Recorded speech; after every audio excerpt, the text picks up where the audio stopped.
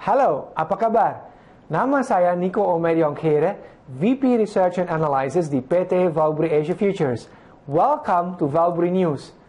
Hari ini saya akan menyampaikan laporan research terbaru kami mengenai is it time to buy or sell gold? Atau apakah sekarang saatnya untuk beli emas atau justru menjualnya?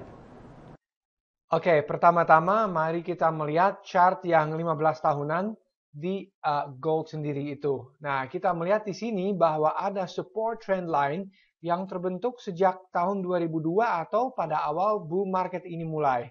Nah, kita melihat sekarang juga sangat menarik bahwa dia sedang berkonsolidasi harga pas di atas trend line ini. Nah, sekarang akan krusial ke depannya kita harus melihat apakah dia akan berhasil melonjak ke atas atau justru dia akan memecahkan trend line ke bawah dan meneruskan downtrend sebelumnya di sini ke bawah.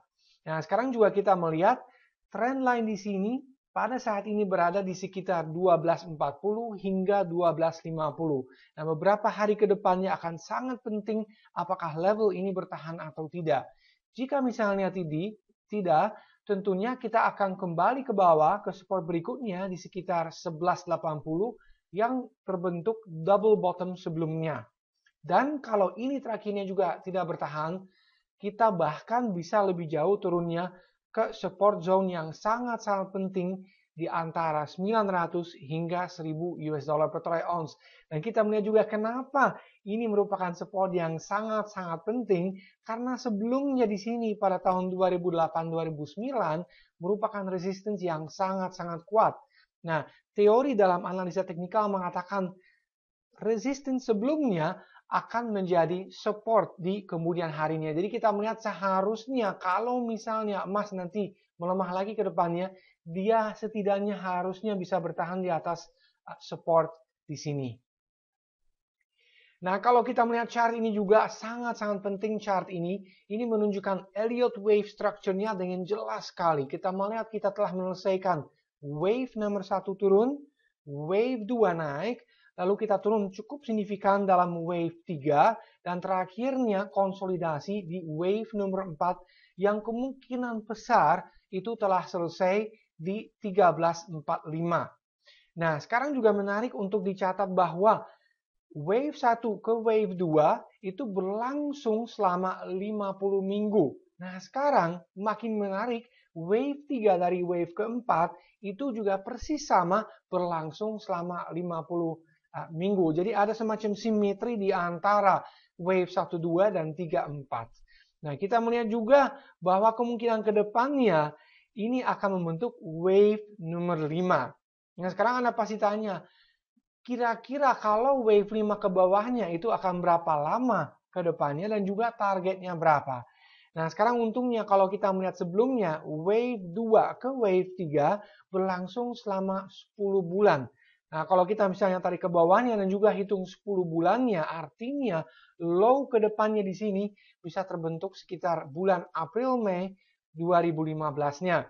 Nah, kalau targetnya sendiri, seringkali dalam analisis teknikal kita melihat bahwa wave 5 atau wave 5 di sini jaraknya sama dengan wave 1 di sini. Nah, kalau kita hitung dari puncaknya di sekitar 1920 ke bawahnya, itu sekitar 390 dolar per troy ounce. Nah, kalau kita tarik ke bawahnya dalam berasumsi bahwa wave 4 sudah selesai di 1345, kita tinggal potong dari situ 390 tarik ke bawah, kita menghasilkan angka 955. Nah, ini juga menarik sekali bahwa angka itu tersebutnya 955 berada di antara 900 hingga 1000 yang tadi kita melihat di chart sebelumnya merupakan very strong support. Nah, chart berikutnya kita melihat juga bahwa pola yang baru saja selesai di sini konsolidasi adalah continuation pattern. Artinya ini merupakan pola penerusan ke bawahnya yang meneruskan tren sebelumnya. Nah, kalau kita melihat tren sebelumnya di sini adalah jelas turun. Maka dari situ kita menyimpulkan bahwa kemungkinan ke depannya juga kita akan meneruskan penurunannya. Nah, jaraknya juga hitung sangat gampang. Kita melihat sebelumnya di sini, berapa jaraknya, kita tarik ke bawahnya, dan kita juga menghasilkan sekitar 900. Nah, ini juga pola flag atau pennant seperti ini disebutnya adalah pola yang disebut juga setengah tiang. Kenapa? Karena ini berada di setengah tiangnya dari sini. Jadi kita tarik ke bawahnya lagi. Nah, ini juga Anda mungkin sudah sering melihat ya bahwa saya tampilkan quote report. Kenapa demikian? Karena menurut saya sangat-sangat penting karena ini yang jelas memperlihatkan positioning dari dua kategori trader yang paling besar.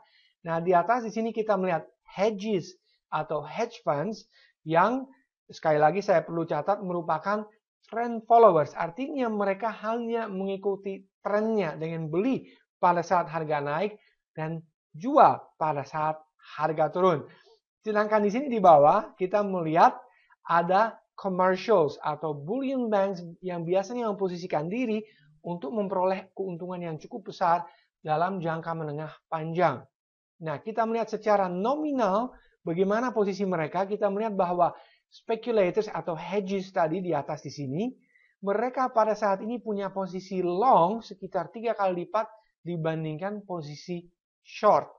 Artinya mereka punya posisi beli jauh lebih banyak ketimbang posisi jual. Atau mereka long atau bullish terhadap pasar emas. Sedangkan commercial sendiri, mereka punya posisi short atau posisi jual 2 kali lipat sekitarnya ketimbang posisi long atau posisi beli. Jadi kita melihat juga, meskipun emas berhasil naik ke depannya, kita melihat bahwa akan cenderung terbatas. Kenapa demikian? Karena untuk commercials di sini masih cenderung short sekali gitu. Meskipun mereka menurunkan sedikit posisi short di sini, tetapi masih cukup besarnya mereka. Nah, ini juga chart yang sangat-sangat aktual. Kita melihat pagi ini ketika video ini dibuat, kita melihat harga menembus di bawah channel line di sini yang merupakan supportnya dan menuju ke 1231.95.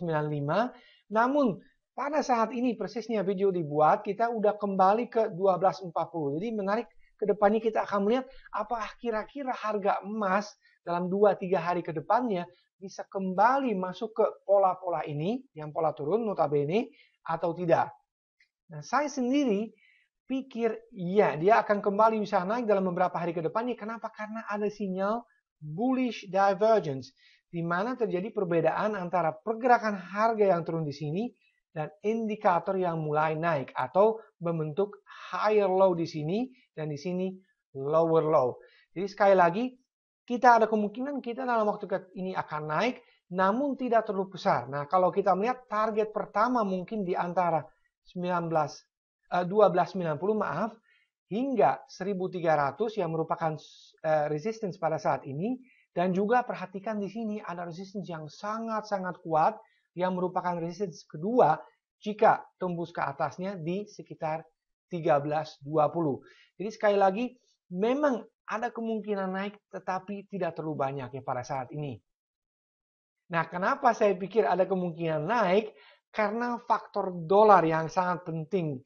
Seperti kita tahu ada korelasi negatif di antara dolar di satu sisi dan harga emas di sisi lain. Di mana kalau dolar misalnya muat, harga emas akan melemah dan sebaliknya. Dan sekarang kita melihat dolar memang sangat kuat ya beberapa pekan terakhir ini.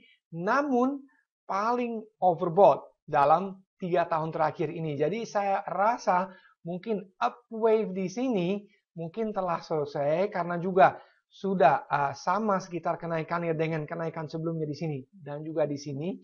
Jadi ada semacam triple top pada saat ini ya yang mengatakan bahwa kemungkinan sudah jenuh ya pada saat ini.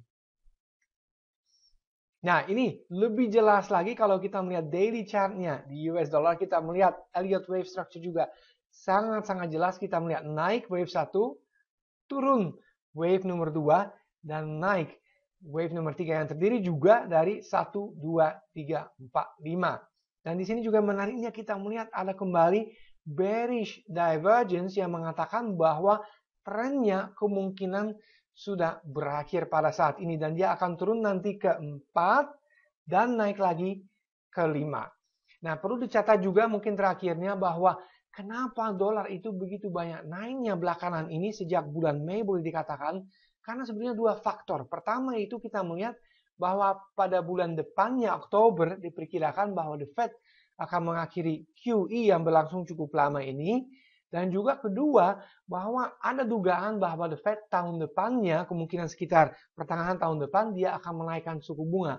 Oleh karena itu, pelaku pasar mendiskonto kejadian itu ke depannya dan menaikkan dolar. Namun kita juga perlu waspada bahwa kemungkinan dua hal ini sudah terdiskonto sepenuhnya di pasar dan sekarang memang saatnya untuk koreksi dulu, namun nantinya dia bisa naik lagi. Jadi untuk merangkum kembali, saya rasa pada saat ini memang ada kemungkinan bahwa emas akan naik ke depannya, namun upside-nya sangat terbatas. Tadi kita melihat juga di chart-nya, mungkin sampai 1290 hingga 1300, bahkan mungkin saja masih bisa ke strong resistance pada saat ini di 1320, tetapi saya merasa tidak akan lebih jauh dari itu.